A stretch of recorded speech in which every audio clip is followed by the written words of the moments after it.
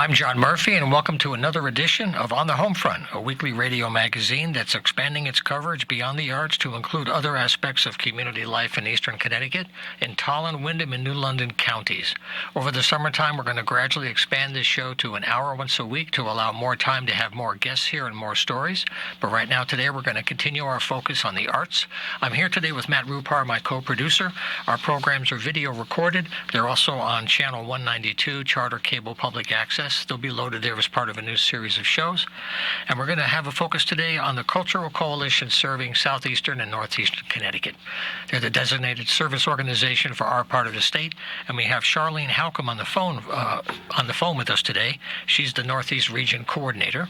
She was on the show a short while ago, but she's back today with an update with some really interesting programs you might want to join and find out, and also how to connect with them to get newsletters and more information. So, Charlene, welcome back to the show. It's great to have you on board again. Oh, great. Well, thank you so much for having me. It's great to be here. You bet. Well, I know May is coming up quickly, so why don't you give us an idea of the purpose of these three special sessions and how people can find out more and join in? All right.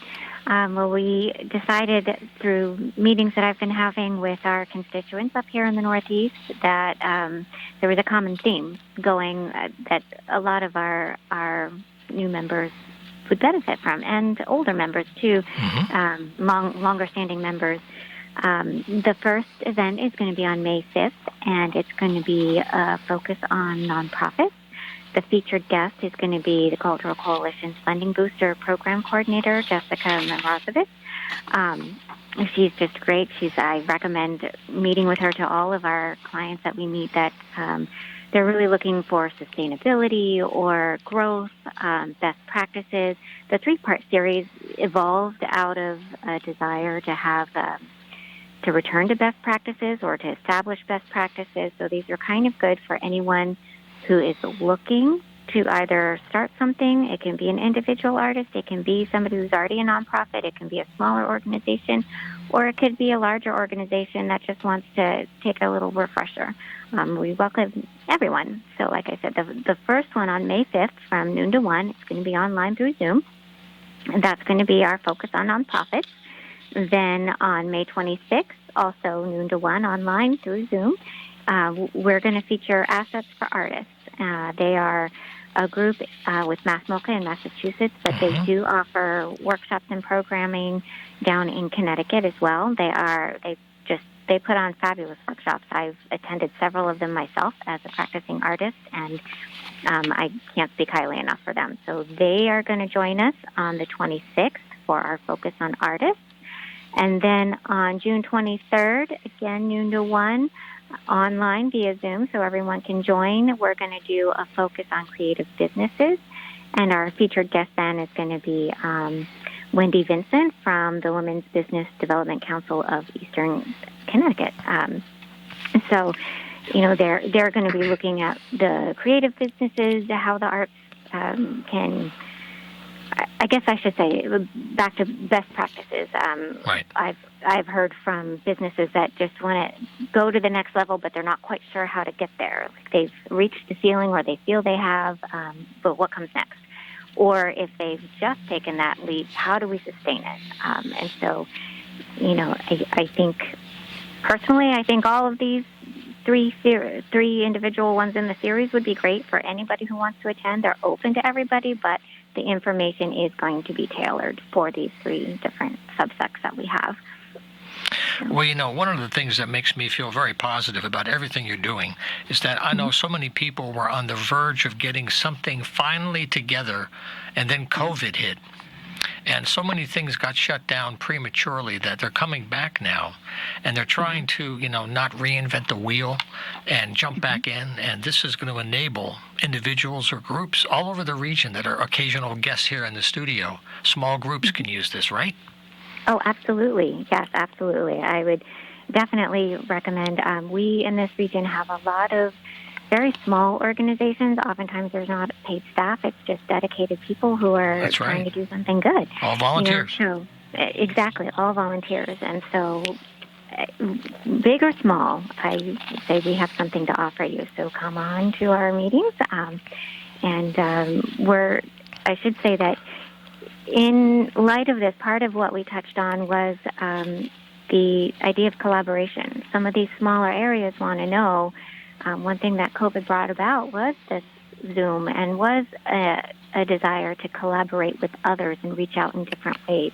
Yeah. And they again just could use a little information on how do we find others that want to collaborate. And so because there is kind of this desire and this want growing, the coalition is going to be doing a special event just focusing on collaboration. It's Collaboration 101, and that's going to be open to both the Northeast and the Southeast. So keep an eye on that. I believe that's going to be in May as well. That's really wonderful, because that's the thing. People often think, well, they're kind of limited with their little piece of the pie. But when you put them together, you leverage a lot. And, Exactly. and it's kind of being forced in a way. But anyway, I just want to mention a website. If you're listening right now to Charlene Halcomb, she's the Northeast coordinator for the coalition. Culturesect.org. Culturesect.org is the main website for the whole organization. And then you can go to the Northeast region and find out. And while we have a couple of minutes, I want to ask you one thing too. For people to stay in touch with you, they can kind of register so that you know they're a practicing artist in our community, and they can also get a newsletter to keep up to date. Could you talk about how that works? Absolutely. So there's a monthly e-blast that goes out. That goes to all of our members, over 1,000, maybe even over 3,000. I think they have different levels of newsletters. So the first step is go to the website. You can sign up to be either a Southeast or Northeast member. If you go to the main menu, you would just look for the tab. I'm going to focus on those in the Northeast. So I believe it's who do you serve. So look for the Northeast, and then down maybe 3/4 of the page, you'll find a link where you can, register to become one of our members, and that will automatically sign you up for the newsletter. You'll get that monthly e-blast. You'll also get specific targeted emails from me. So when I have a news update, I will send something out just to the Northeast region. And also on that page are the 3 links for our upcoming session. So it's all right there for you. So sign up to be a member. You can sign up to attend all 3 or just one of our events that are upcoming. I should also say that membership in our organization is 100% free. We offer this as a service. We are a regional organization for the state, so there is no charge. There's really no downside. So sign up. What a great way to close a conversation. There's no charge, and there's so many things to do, right? Yeah, exactly. And just like Charlene was saying, this is a regional support from the Connecticut Office for the Arts, and they have similar groups all over the state in different areas. But Charlene covers our area here, especially in the Northeast. And we thank you very much for taking some time to be here, Charlene. I look forward to having you back, and we'll just keep everybody posted as the summer comes ahead. All right, great. Well, thank you so much. I appreciate you taking the time to have me on. Okay, Charlene. Take care now. Be well. You too. Bye-bye. All righty. Charlene Halcomb. Once again, the website is culturesect.org, and you go to Northeast Region. I had a conversation earlier today up at WECS at Eastern about a very exciting arts project. It's an end-of-the-year performance. That's a collaboration of faculty and students. It's their main stage coming up April 28th to May 1st. You may have heard about Greenwood, the district in Tulsa, Oklahoma, that was subject to a massacre on June 1st, 1921. It was featured in The Watchmen. It's been in some incredible documentaries. It's some lost American history.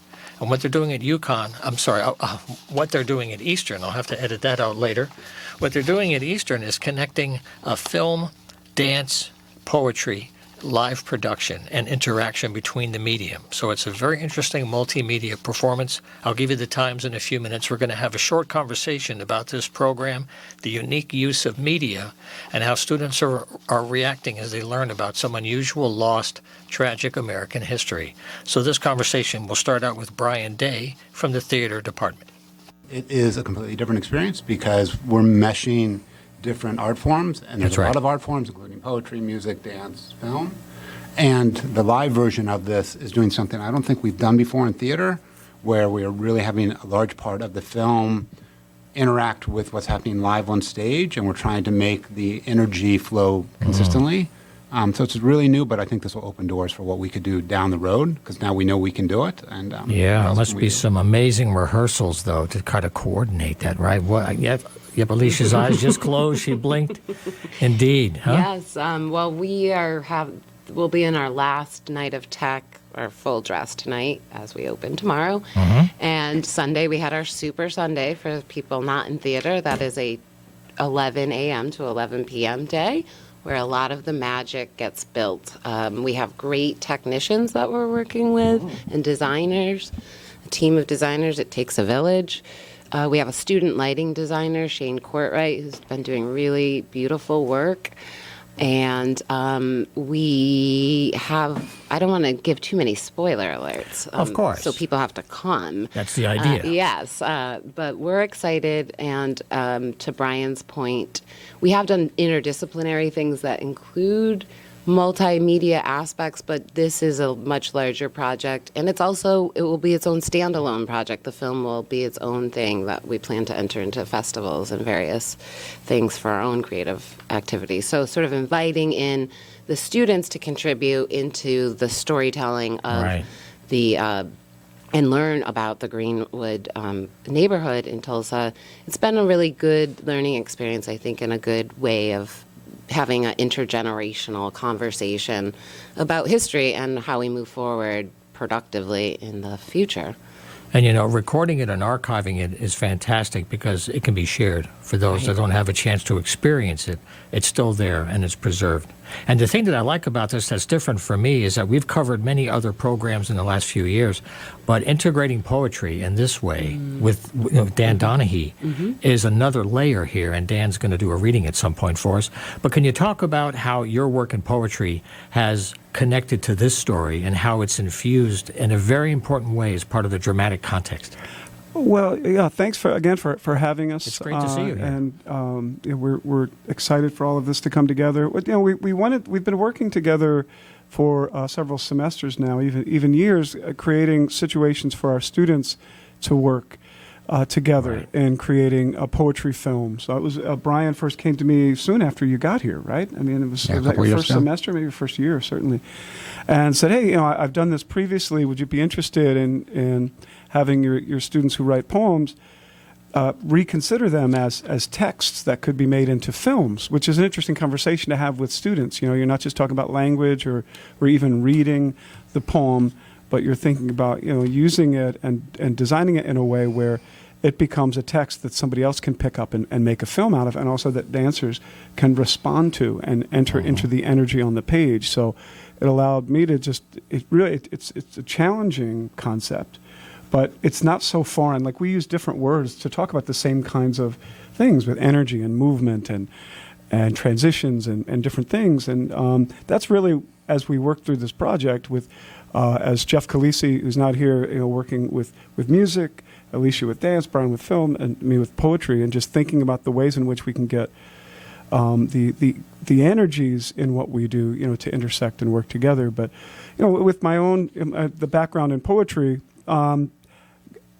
it's became I found poetry when teachers as an undergrad helped me realize the story that was available to me growing up in inner city Philadelphia, and the long story short, really issues of social justice, class justice, of racism, of domestic violence, and the things you just see in an urban situation. In addition to all the so many great things there, but so you start thinking about your own life and your own city and your own culture, and this is an easy transition from that for me to think about what can I be doing with those central concerns in a larger context. And I had the opportunity. It's weird, during COVID, we couldn't do it now, but last February and March I got to spend about 3 weeks in Tulsa, and I knew all about Greenwood Avenue, and I knew the history, and I was there for other reasons, but I had to get down.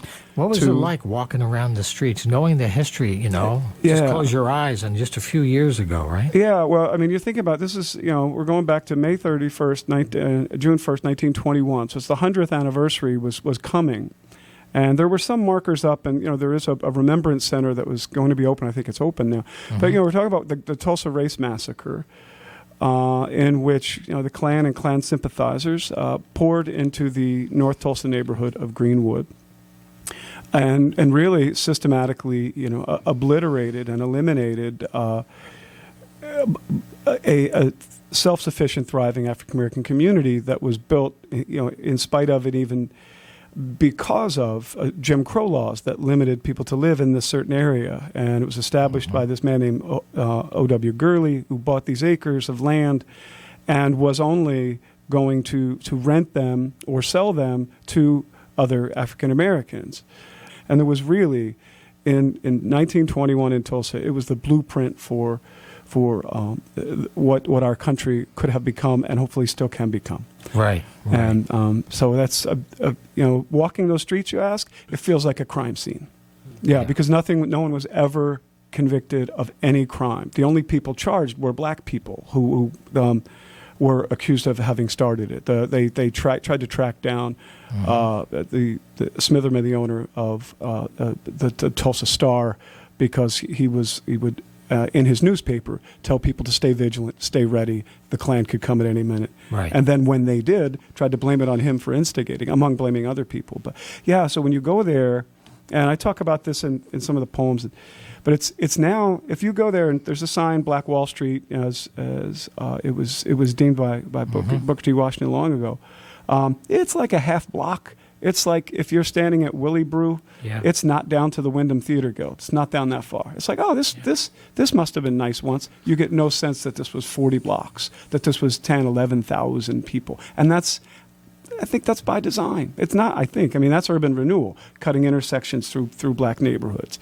So, John, in answer to your question, actually, the full title is called The Greenwood Project Against Erasure. So it very much is about unearthing things that have long been buried so that we actually understand history and learn from it so that we don't repeat it. We are supposed to do better each generation is our thought and idea.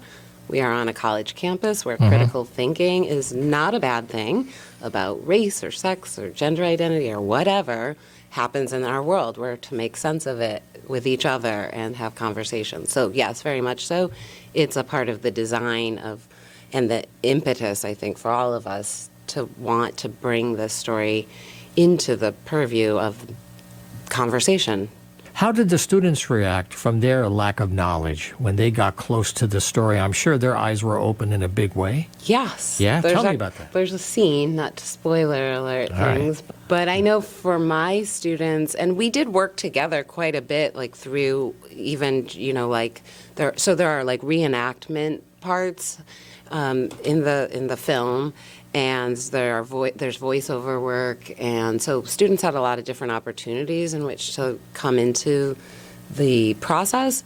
But during like the poem sections that are read by students, Dan and myself and Brian, we were all there and sort of giving them the historical context to enter it. My students in particular were really angry that they didn't know about this and it wasn't part of their history, even still now. Yeah, well, because the amazing thing is if you go back and you look, when has this been talked about? Until the 100th anniversary was approaching, which was last year. Right. And what was interesting, being in Tulsa before the 100th anniversary, and saying, what do you know about Greenwood? I don't mean to go off on too much of a tangent here, but this is about the story being buried. What do you know about what happened there? And people, what do you mean? People in Tulsa didn't know. And so I found myself, awkwardly, and I didn't know as much then as I'd know after I did a lot more research. Sure. Just saying people, Greenwood Avenue, Archer Street, you're walking, up to Pine Street, all the way from Cincinnati down was a thriving all black neighborhood at one point. So the story was consciously not brought up in white communities for, I think, a variety of reasons. Maybe shame had to be one of them, if people, or people just wanting it to kind of go away. And then within African American communities earlier at that time, afraid it could happen again. But to try to approach the story through the lens of poetry and through the lens of dance, and then literally through the lens, and Brian, because there are some reenactments and there's some other scenes in the film. There's archival footage from survivors, which were really key to having their voices in this project. We're having a conversation today with 3 members of the arts faculty here at Eastern. We have Dan Donahue here. There we go. Okay, we're back live. That was an excerpt from a conversation I had earlier today with 3 members of the faculty in the art school at Eastern. Closing out was Brian Day from the theater department, also Dan Donahue we heard from the English department, and Alicia Bride Holland from theater as well. They were speaking about the Greenwood Project in remembrance of the Tulsa Race Massacre, June 1st, 1921. It's a live performance of dance, film, and poetry, and it's the final main stage production of the spring semester at Eastern. It's in the Proscenium Theater in the Fine Arts Instructional Center. It's a great space for art. I hope you have a chance. It's going to be there from April 28th to May 1st. April 28th and Saturday, April 29th at 7:30, April 29th at 11 a.m., and April 30th and May 1st at 4 p.m. Just call the box office for more information and go to the Eastern website, 465-5123. I'm going to try to check this out myself. It sounds like some great history and a very interesting use of the wonderful new facilities up at Eastern. So that's it for this week for On the Homefront. Thanks for spending some of your time, and we'll see you next week. Take care.